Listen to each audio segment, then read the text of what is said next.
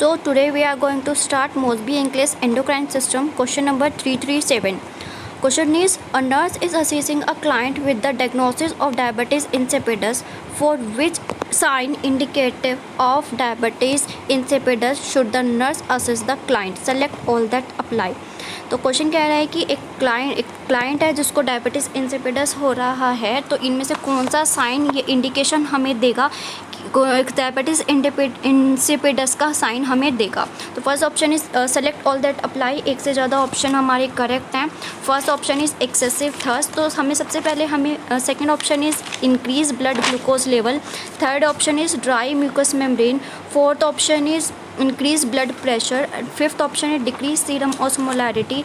And sixth option is decrease urine specific gravity. तो सबसे पहले हमें ये पता होना चाहिए कि डायबिटीज़ इंसिपिडस में क्या होता है. तो डायबिटीज़ इंसिपिडस में क्या होता है कि हमारा ADH का लेवल डिक्रीज़ हो जाता है, और जब ADH का लेवल डिक्रीज़ होगा, ADH का फंक्शन क्या होता है, ADH का फंक्शन क्या होता है, वाटर और सोडियम का रीएब्जॉर्प्शन कराना. जब ADH का लेवल ही कम होगा तो सोडियम और वाटर का रीएब्जॉर्प्शन भी नहीं हो पाएगा. सोडियम और वाटर का रीएब्जॉर्प्शन नहीं होगा तो सारा वाटर रीनल ट्यूब्यूल्स के थ्रू एक्सक्रीट आउट हो जाएगा. तो जब वाटर एक्सक्रीट आउट होगा तो जो पेशेंट, इस कंडीशन को हम क्या बोलेंगे, जब एक्सेसिव यूरिन की कंडीशन होती है इसको हम बोलते हैं पॉलीयूरिया. तो पेशेंट को क्या होगा, पॉलीयूरिया की कंडीशन आ जाएगी. ठीक है, तो पेशेंट को क्या होगा, पॉलीयूरिया का. पॉलीयूरिया होगा तो क्या होगा, पेशेंट को ज़्यादा वाटर बॉडी से एक्सक्रीट होगा तो पेशेंट को ज़्यादा प्यास लगेगी, और इसको ज़्यादा प्यास लगेगी तो पेशेंट को क्या होगा,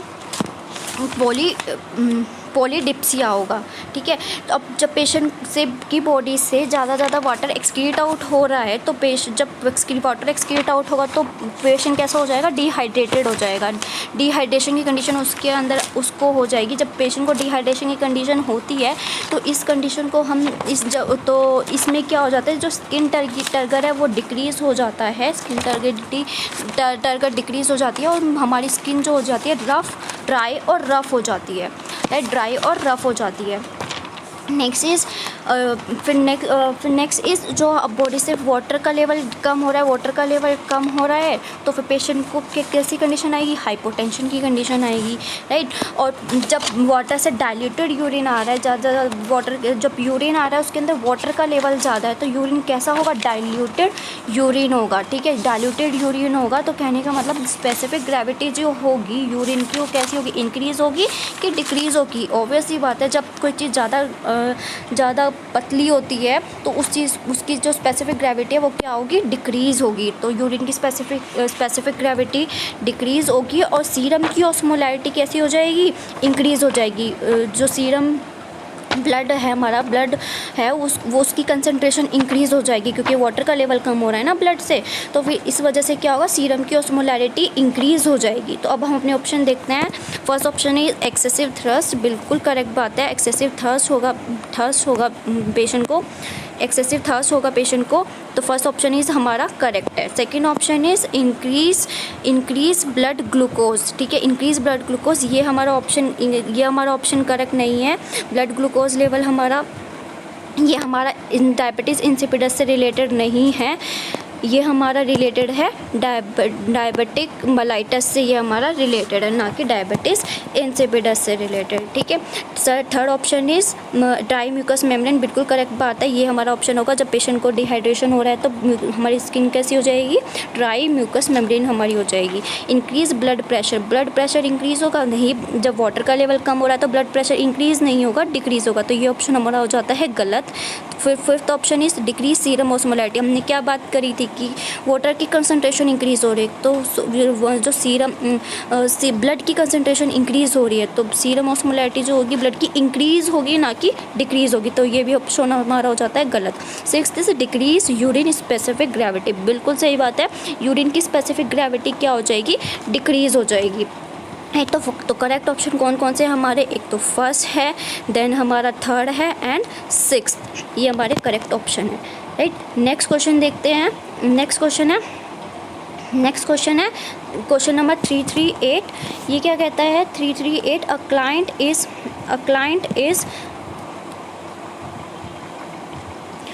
a client is admitted with the head injury, the nurse identifies that the client's urinary retention catheter is draining large amount of clear colorless urine. What does the nurse identifies as the most likely cause? First option is increased serum glucose, second option is deficient renal perfusion, third option is inadequate ADH secretion and fourth option is excessive amount of IV fluid. तो patient है, उसको head injury का patient है और उसको urinary catheter लगा हुआ है, तो जब नर्स असेस करती है यूरिन को तो यूरिन कैसा मिलता है उसको? क्लियर और कलरलेस यूरिन मिलता है। तो ये क्लियर और कलरलेस यूरिन इनमें से क्या इंडिकेशन देता है? तो first option is increase serum glucose. क्या सीरम ग्लूकोज लेवल इंक्रीज़ होगा? ये इंडिकेशन देता है। तो ये सीरम ग्लूकोज का लेवल ये इंडिकेशन हमें नहीं देता। ये रिलेटेड है किससे?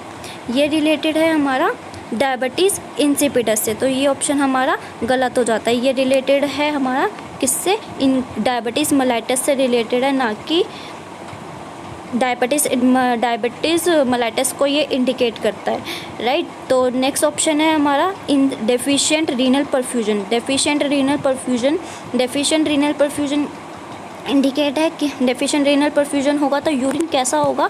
यूरिन का अमाउंट डिक्रीज़ होगा, ना कि इंक्रीज़ होगा। और क्वेश्चन में दे रखा है कि large amount of clear colourless urine, यानी यूरिन का अमाउंट कैसा है? लार्ज है। तो ये भी ऑप्शन हमारा हो जाता है, सेकंड ऑप्शन भी हो जाता है हमारा गलत। थर्ड ऑप्शन कहता है इनएडिक्वेट ADH सिक्रेशन, ये हमारा करेक्ट हो सकता है, अभी इसको छोड़ देते हैं। फोर्थ ऑप्शन है excessive amount of IV fluid. अब एक बात बताइए, जो पेशेंट है हेड इंजरी का, हेड इंजरी वाले पेशेंट को हम IV फ्लूइड एकदम चढ़ा देंगे क्या?